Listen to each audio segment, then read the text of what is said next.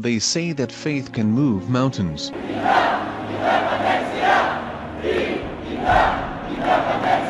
And Catalans have got lots of faith. In Catalunya, 1.5 million people took to the streets of the regional capital, Barcelona, to call for independence. In 2012, more than 1 million people took to the streets to demand independence, and the movement is growing.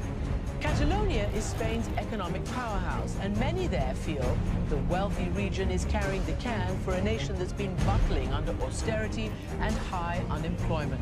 But Spanish leaders won't let Catalans vote.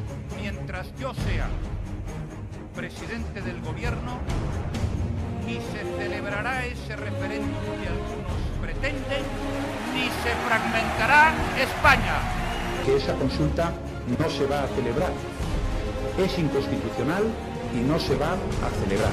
Finally, on November 9th, they could vote in a consultation. Now, about 2 million Catalans have cast their ballots in an informal vote on breaking away from Spain. What we know is what we've heard from the Catalan president, Artur Mas, who is speaking behind me right now, addressing the media. He came here about 30 minutes ago and said that while they are still counting all official numbers, he says that more than 2 million people turned out to vote in the consultation vote on Catalonia's independence.